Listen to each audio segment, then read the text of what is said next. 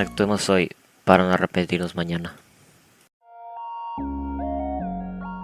San José ha registrado un aumento significativo de sus temperaturas en las últimas décadas, un fenómeno impulsado principalmente por la urbanización acelerada. Este cambio ha generado la formación de islas térmicas urbanas que ocurre cuando los materiales predominantes en las ciudades, como el concreto, asfalto y los techos metálicos, absorben y retienen más calor que las áreas naturales. Durante el día, estos materiales acumulan calor y por la noche lo liberan lentamente, lo que impide que la temperatura baje, exacerbando las condiciones climáticas. Este fenómeno local agrava los efectos del calentamiento global, haciendo que las ciudades enfrenten un microclima más cálido y desfavorable para sus habitantes. Las consecuencias de este aumento de temperatura son múltiples. En primer lugar, se incrementa el consumo energético, especialmente para la refrigeración en hogares, oficinas y comercios, lo que a su vez genera mayores emisiones de gases de efecto invernadero si la energía proviene de fuentes no renovables. Además, el calor extremo representa riesgos importantes para la salud pública, incluyendo un aumento en los casos de golpes de calor, deshidratación y enfermedades cardiovasculares y respiratorias,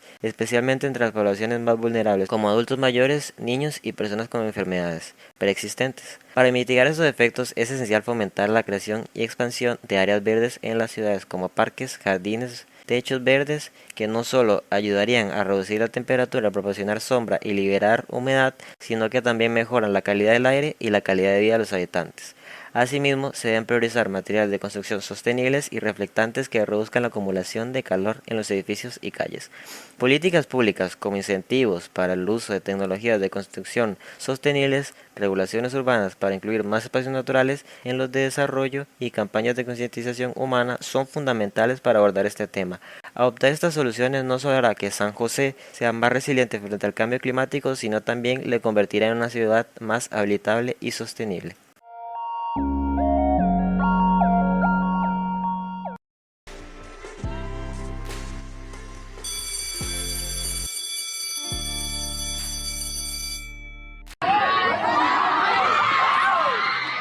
¡Estos coños servir para algo!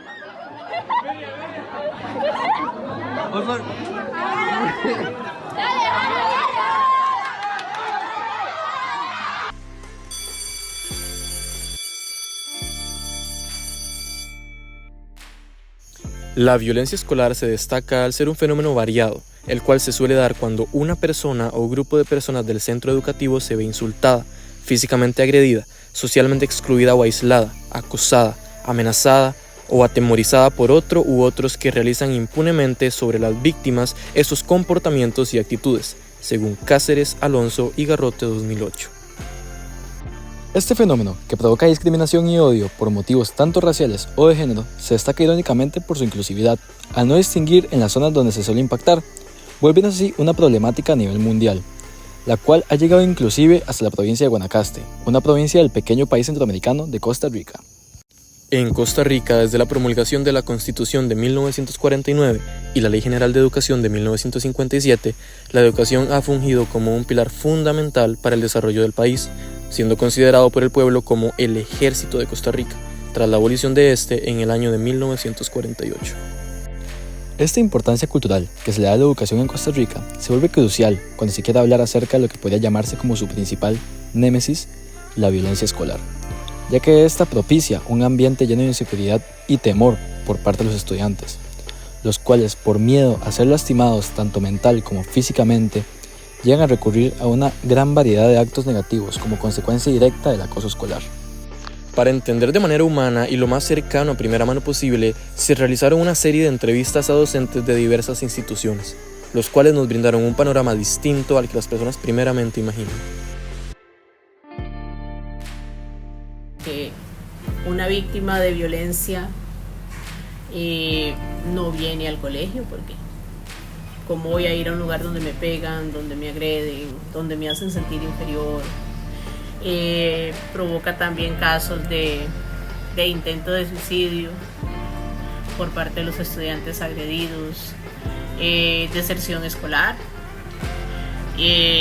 bajas notas, comportamiento reprimido o incluso, al contrario, puede incluso despertar un comportamiento agresivo como respuesta a lo que él está viviendo.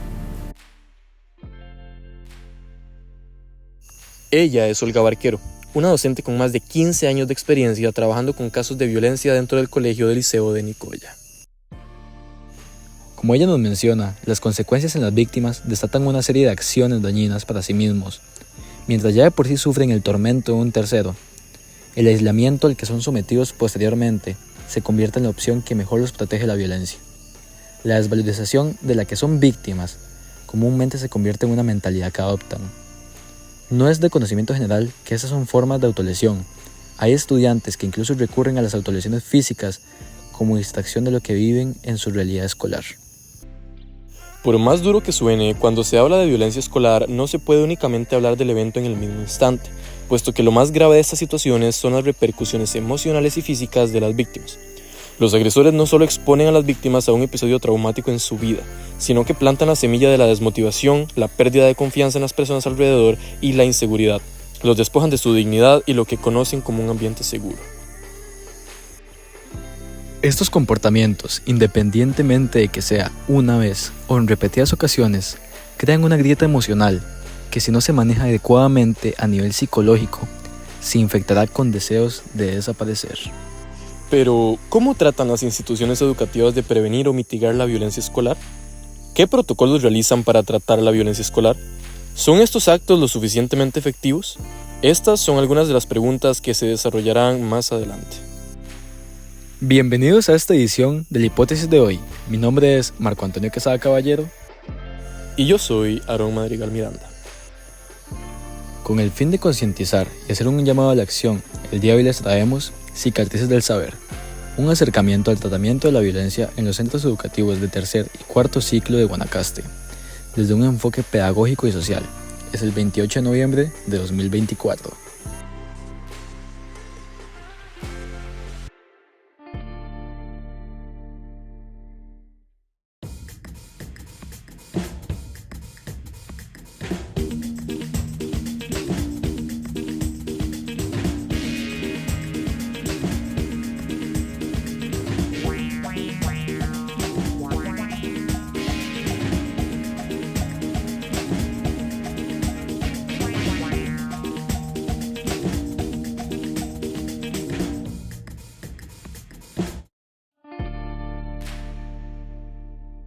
La violencia escolar es una de las principales problemáticas a la que se enfrentan las instituciones educativas, que afecta principalmente a los estudiantes víctimas del abuso, pero también al resto de alumnos, al cuerpo docente, a las familias de estos estudiantes y al entorno educativo. Esta problemática causa en los estudiantes afectados bajas calificaciones o niveles académicos, desmotivación, problemas psicológicos o emocionales. Y bueno, ahora que sea tanto esto de la salud mental, ¿verdad? Las depresiones y todo eso, pues sí impacta, claro, en ese aspecto. Tenemos también que se puede dar la deserción escolar, de chicos que ya no quieren ir al colegio por temor a lo que le hacen o a lo que pueda pasar. Tenemos chicos con bajo rendimiento académico, entre otras cosas. La violencia escolar engloba todo tipo de actos violentos que se dan entre estudiantes de una misma institución, como riñas mutuas, acoso, violencia física y psicológica. Vamos a ver, se ha dado casos de violencia, agresiones físicas, verbales, de ciberacoso también. Yo creo que las más, de bullying, las más notables son esas, pues sobre todo fue en el primer semestre. Esta clase de eventos han aumentado cada vez más en la vida estudiantil y al mismo tiempo se vuelven menos notorios a los ojos de la sociedad y las autoridades. La violencia en la época actual se ha vuelto sencilla de ejercer y peor de sobrellevar.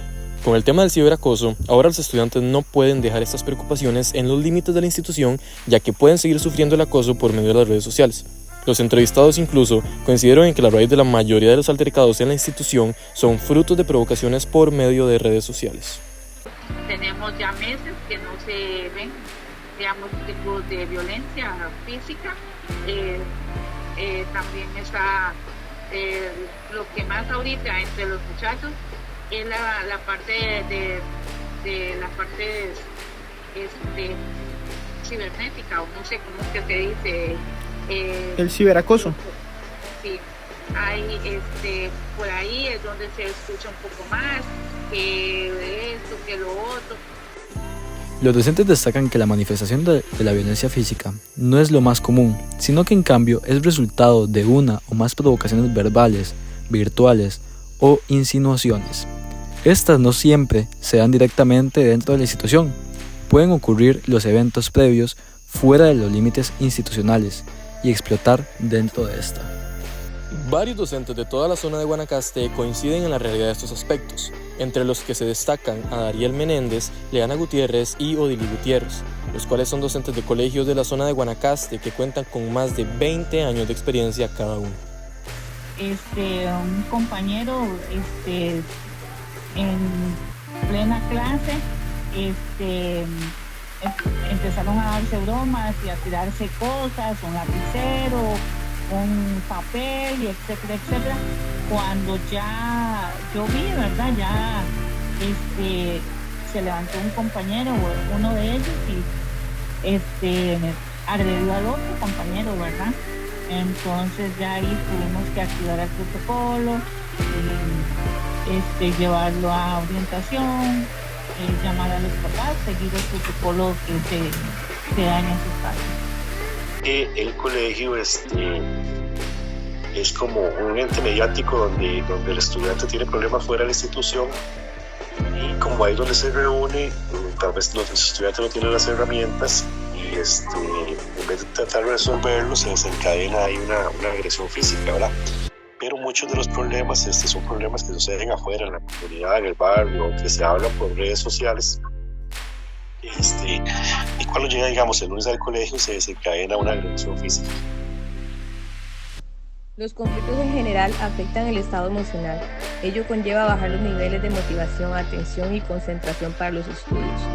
Sumamos a ello el no sentirnos bien en un lugar. El primer factor para el aprendizaje está en esa disposición para aprender en sentirse bien. Una mente preocupada o perturbada por algún problema no estará recibiendo adecuadamente la información.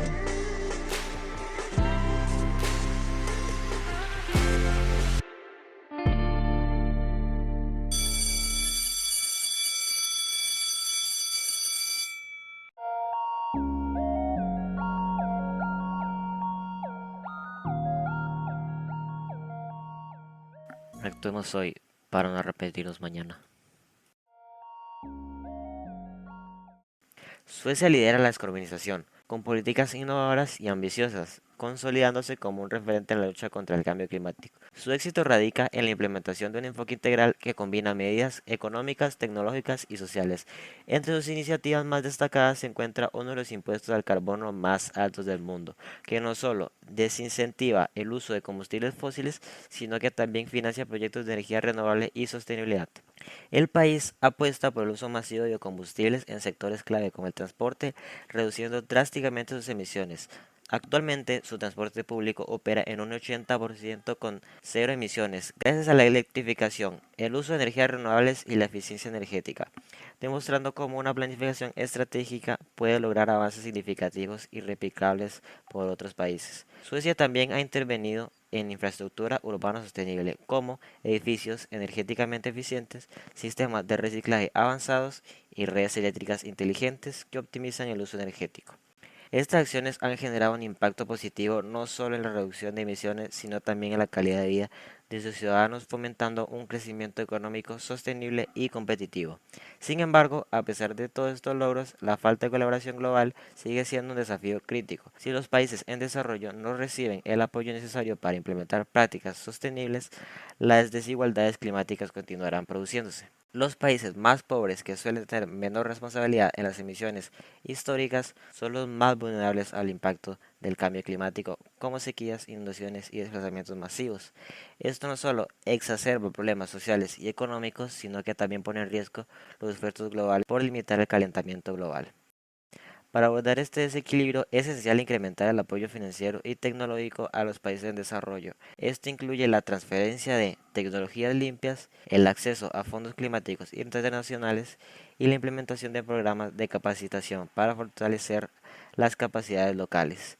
También se deben establecer mecanismos de cooperación internacional que promuevan la justicia climática, garantizando que las naciones más vulnerables puedan adaptarse a los impactos climáticos y transitar hacia modelos de desarrollo bajos en carbono. El liderazgo de Suecia es un recordatorio que un enfoque proactivo, cohesivo, puede generar cambios significativos. Sin embargo, para que estas acciones sean efectivas a nivel global, deben ir acompañadas de un compromiso colectivo que quede rezagado en la transición hacia un futuro sostenible.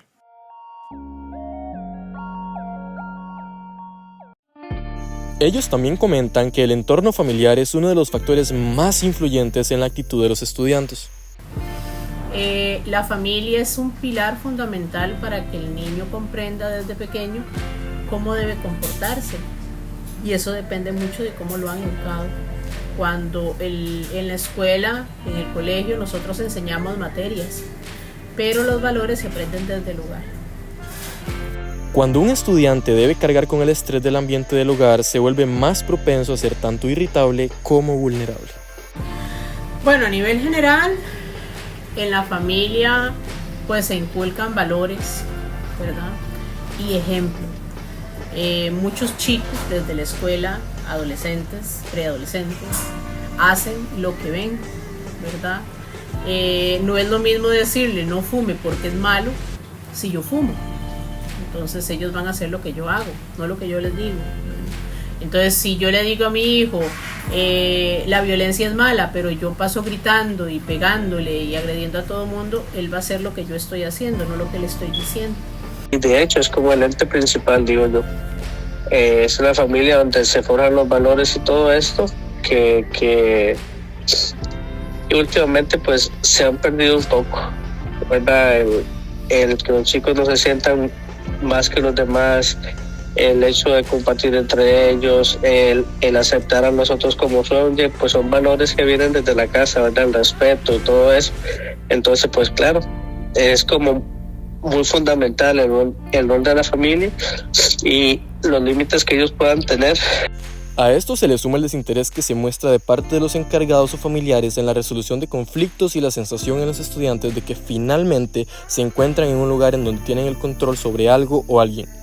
Por otro lado, otros estudiantes pueden permitir o ser sometidos a ser una presa, puesto que a esto están acostumbrados. A ver, futuras situaciones. Ahí lo difícil radicaría cuando la familia, como le digo, ahora si hay una familia agresora o no hay interés en que el estudiante padezca esas situaciones, ¿verdad? O que el estudiante no lo informe, sería otro tema. Ahí vendría el problema, ¿verdad? Que el núcleo familiar se desempeñe como protector del estudiante. A pesar de esto, los entrevistados no se absolven de la culpa a ellos mismos como docentes. 2 de los entrevistados admiten que el personal no siempre activa los procesos establecidos adecuadamente. Argumentan que existe una incongruencia en el cómo los docentes aplican el reglamento, destacando que algunos directamente no lo hacen. Etcétera. Pero en muchas ocasiones siento que hay profesores que no hacen los debidos procesos como deben de ser, entonces los estudiantes al final no tienen ningún castigo ni nada, entonces piensan que no les va a pasar nada si lo siguen haciendo, entonces se mantienen con esa actitud.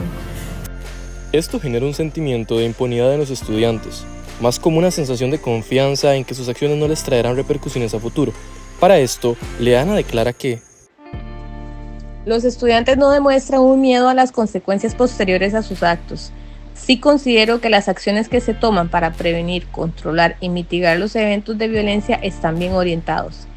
El desinterés tanto por madres como por los estudiantes genera una especie de bucle en estas situaciones. Esto, aparte de dejar víctimas sin justicia, fomenta todo tipo de violencia escolar e impacta negativamente en la prevención del acoso o violencia, puesto que no importa cuánto se advierta de las consecuencias, tanto para el agresor como la víctima, mientras los agresores no sufran las verdaderas consecuencias, la comunidad estudiantil no va a tomar conciencia de la gravedad de los asuntos. Entonces, ¿cómo podemos hacer para que los estudiantes comprendan que lo que hicieron estuvo mal? ¿Cómo les ofrecemos justicia a las víctimas? Mientras que las instituciones sí toman acciones preventivas, tales como ofrecer talleres de diferentes entes públicas que manejan el aspecto jurídico juvenil, también imparten un curso de orientación desde el 7º grado hasta 9º grado. Entre las gestiones de los centros educativos está, bueno, hay un apoyo primordial en lo que es en el departamento de orientación, ¿verdad? Se trabajan talleres de prevención, ¿verdad? Con los jóvenes, se da la clase de orientación también, donde se habla de habilidades de comunicación, de habilidades para afrontar problemas con otras personas. O lo que se hace es, este año, sobre todo, bueno, hace unos años para acá, se está dando mucho charlas de motivación, de evitar problemas, charlas jurídicas con la penal juvenil. Se ha estado llevando al colegio para que ellos tengan charlas con los estudiantes. También se ha creado con el OIJ, se les da mucha, digamos, información a los chicos, a lo que ellos, digamos, primeramente evitar, y después, si se ven inmersos en unas acciones de violencia, las consecuencias que pueden tener, ¿verdad? A pesar de esto, no se sienten completamente satisfechos en cuanto a la eficacia de la prevención de los actos violentos institucionales. No solo por el hecho de que no pueden destacar genuinos resultados, sino por la impotencia en cuanto a la mitigación de esta misma. Esto se debe a que la raíz de estos encuentros entre estudiantes florece en las afueras de la institución, tanto a nivel comunidad, familiar o virtual. Son problemas que suceden afuera, en la comunidad, en el barrio, que se hablan por redes sociales. Y cuando llega, digamos, el lunes al colegio, se desencadena una agresión física, producto de, no sé, alguna discrepancia que era fuera de la institución. En estos casos, los docentes o administrativos están obligados a activar el tan mencionado proceso. Este consiste en recopilar información mediante entrevistas a los estudiantes involucrados, sus padres y profesores guías, analizar, si las hubiera, pruebas. En base a lo conseguido, determinar según el reglamento de evaluación la sanción que deberá llevar él o los estudiantes.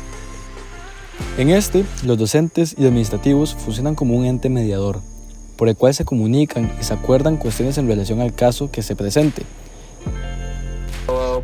Primero tiene que estar la denuncia, ¿verdad?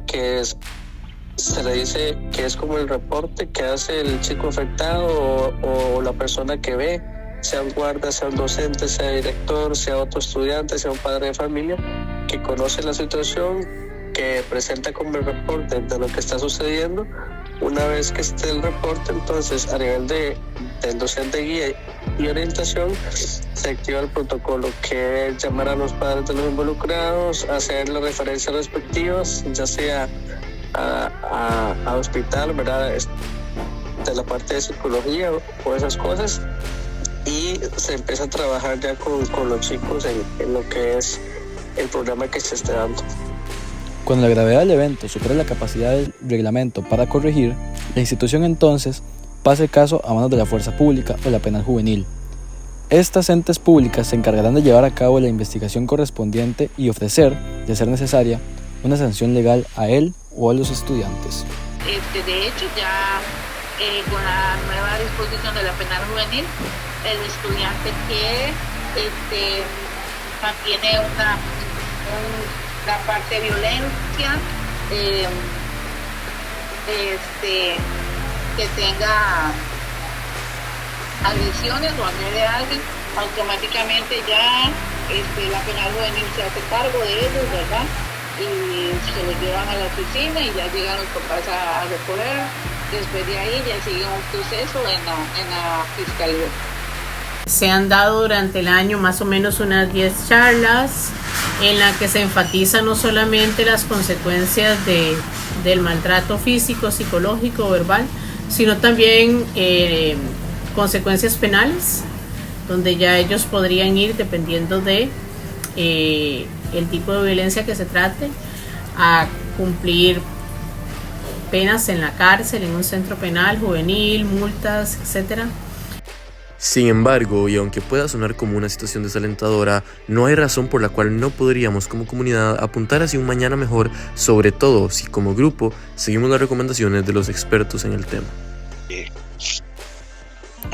Bueno, en la prevención, ¿verdad?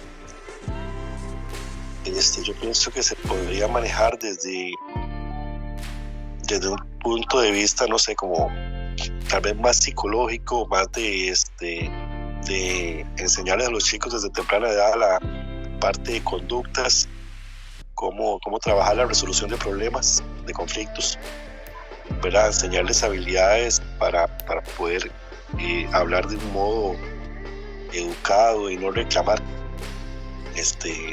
No sé, sería como tanto en el entorno como en la institución educativa. La responsabilidad social es una carencia de formación en las nuevas generaciones. Para nuestro personal docente es importante trabajarlo y abordarlo, no solamente dentro de la institución, sino a nivel familiar. La familia es la base de la sociedad y es en casa donde se establecen las principales reglas y límites. Con ellos es que afrontamos los retos que se nos presentan. Pienso que hay que trabajar con más, digamos, no esperar a que sea el problema para poder activar un protocolo, sino como prevenir desde antes, ¿verdad? Desde antes que se debe trabajar talleres con los chicos, trabajar diferentes temas, ¿verdad? Hasta con padres de familia y todo el personal en la prevención de eso, ¿verdad? Sería como lo ideal, como la prevención, no esperar a que se dé el caso para poder actuar un.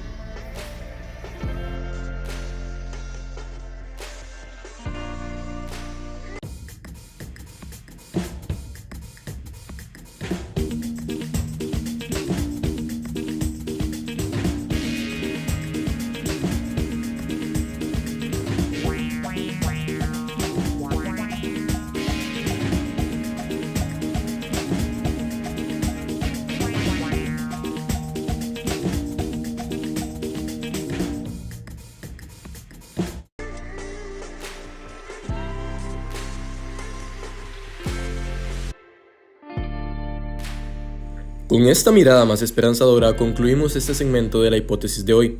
Agradecemos a los docentes Olga, Dariel, Leana, Diego y Odilí por su colaboración y su tiempo. Este episodio fue producido por Nayelis Ernesto y María Ángel Severino. Fue tanto editado como verificado por Aníbal Castro. El diseño de sonido es del podcast de la hipótesis de hoy. Fue narrado por mí, Aarón Madrigal, en conjunto con Marco Quesada. Agradecer también al profesor José Manuel Cisneros por hacerles llegar este capítulo y a ustedes por escucharnos.